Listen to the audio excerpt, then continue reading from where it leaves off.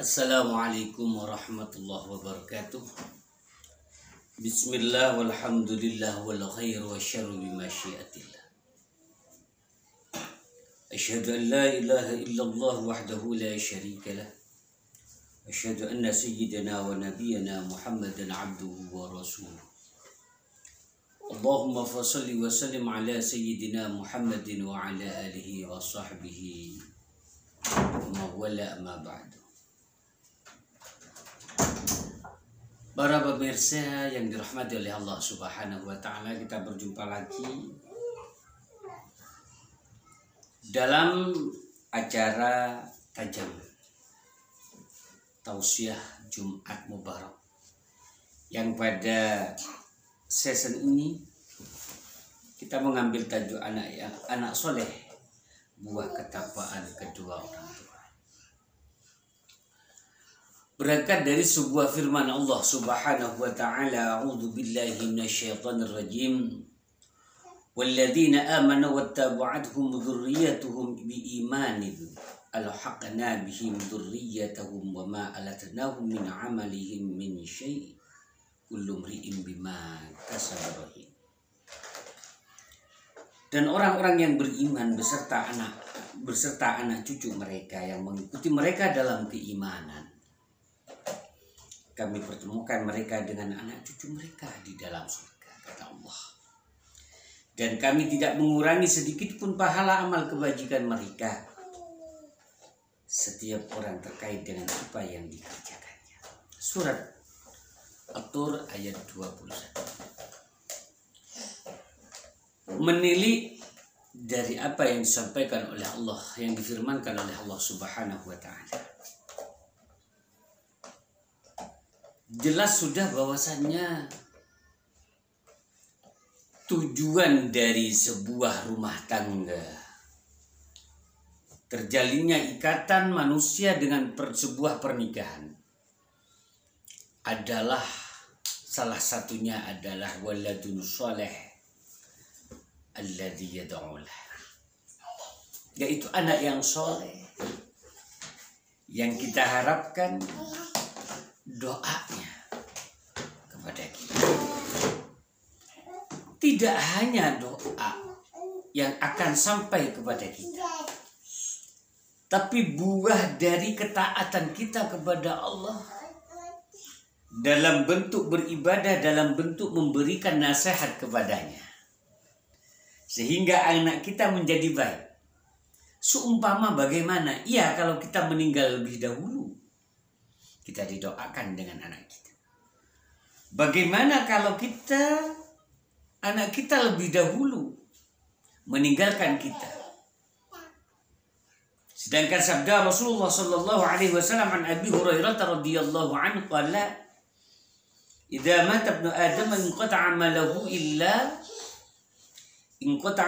illa min salasin, shadaqatin jariyah aw ilmin yantafa'u bih aw ilmin yuntafa'u bihi aw waladin salihin yad'u lahu." Rawahu Muslim.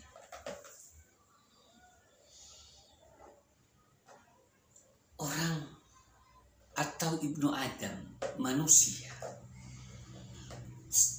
dikala dipanggil oleh Allah Subhanahu wa Ta'ala, maka segala amar perbuatannya akan terputus kecuali 3 hal. Yang pertama, ilmin yuntafa'u, ilmu yang bermanfaat. Beruntunglah bagi mereka yang mempunyai ilmu, lalu ilmunya diamalkan, lalu ilmunya ditransfer kepada muridnya, kepada santrinya, kepada anak didiknya, kepada dzurriyyah-dzurriyyahnya. Maka ilmu inilah yang membuat anak-anak kita, baik anak secara biologis maupun anak secara ideologis, yang akan mampu menyelamatkan kita dari ancaman Allah Subhanahu wa Ta'ala. Amal seperti itu dikala kita mati memejamkan mata, maka segala apa yang dilakukan oleh anak cucu kita tetap pahalanya mengalir kepada kita. Bayangkan bagaimana seperti kubara, para kiai-kiai kita, para pendidik-pendidik kita yang berjuang tanpa pamrih, yang telah mentransferkan kemampuan keilmuannya pada anak didiknya. Tanpa mereka mendoakan kita akan diberi oleh Allah Subhanahu wa taala pahala dari amal kebajikan yang mereka lakukan. Ini yang pertama. Yang kedua, yaitu amalun jariyah. Atau terbalik ya, yang pertama amalun jariyah, yang kedua ilmin yuntafa'u. Dan selanjutnya amal jariyah. Amal jariyah adalah harta yang kita belanjakan di jalan Allah Subhanahu wa taala. Baik dengan harta benda kita ini kita sumbangkan kepada pembangunan sarana-sarana ibadah seperti sekolahan, pondok pesantren, masjid, ataupun tenaga kita yang kita peruntukkan kemaslahatan orang banyak. Itu akan tetap mengalir dikala manfaat dari apa yang kita lakukan ini tetap berguna. Contoh, kita memberikan sumbangsi kepada dunia pendidikan sehingga pembangunan musola, masjid, sekolahan, madrasah dan sebagainya ini masih dipergunakan oleh orang dikala kita mati.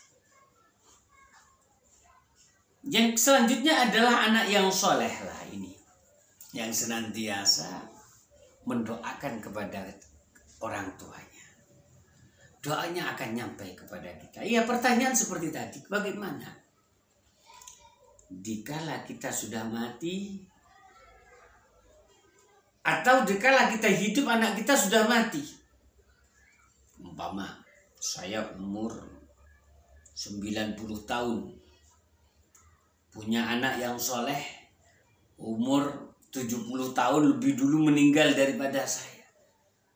Tetap dikala kita mati, amal-amal anak cucunya anak saya tetap mengalir ke saya karena hasil dari pendidikan anak saya.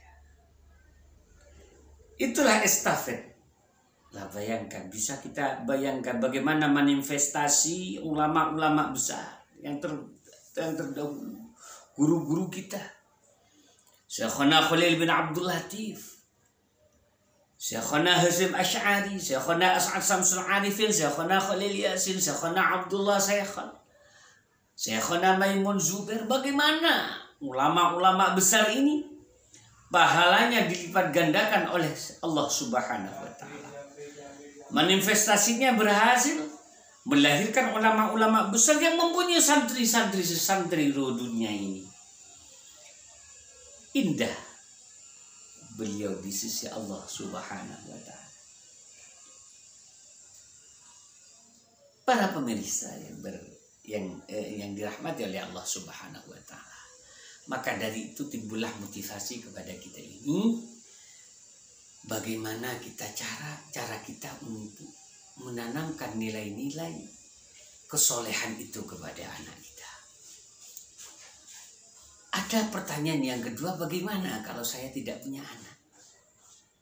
Sudah kawin sekian lama tidak punya anak, atau tidak sempat menikah, tapi dia punya anak didik lah. Anak didik inilah sama notabene dengan anak-anak karena dari kemanfaatan ilmu tadi itu. Ilmu yuntafa'u bihi ini tidak harus kepada anak biologis kita, tapi kepada orang lain pun dikala kita mentransfer ilmu sama, tidak akan pernah putus kepada kita. Konsep untuk mencapai mendidik anak yang soleh seperti halnya yang telah kemarin saya sampaikan.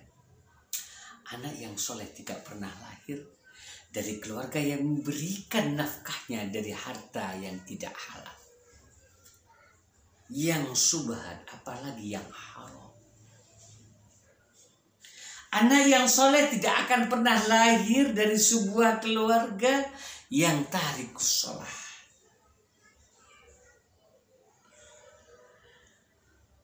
Mungkin saja Allah berkehendak itu lain dari nalar kita. Bisa saja, bisa saja. Bisa saja orang diampuni oleh Allah dari sesuatu yang tidak disangka, bisa saja.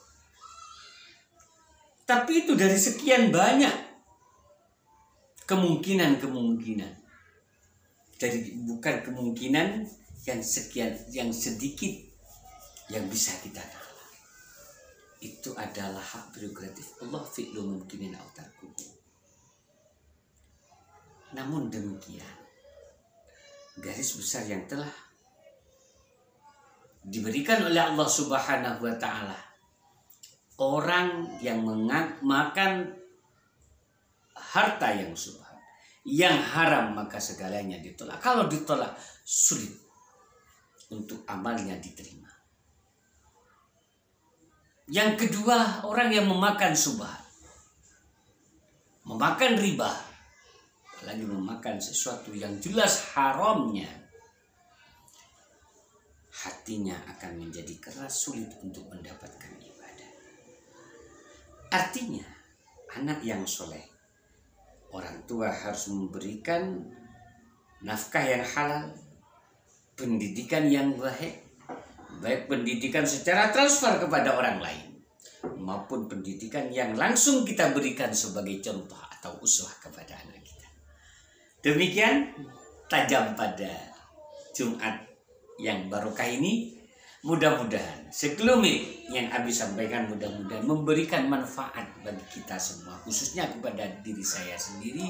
Semoga semua zuriyah kita dijadikan oleh Allah sebagai anak yang soleh, yang senantiasa memberikan manfaat kepada kita dunia dan akhirat. Kami tutup dengan doa. Wassallallahu ala sayyidina Muhammadin wa ala alihi wa sahbihi wa sallam. Rabbana hab lana min azwajina wa dhurriyyatina qurrata a'yunin waj'alna lil muttaqina imama. Wa sallallahu ala sayyidina Muhammadin nabiyil ummi wa ala alihi wa sahbihi wa sallam tasliman katsira. Walhamdulillahi rabbil alamin. Wallahu muwaffiq ila aqwamit thariq. Wassalamu alaikum warahmatullahi wabarakatuh.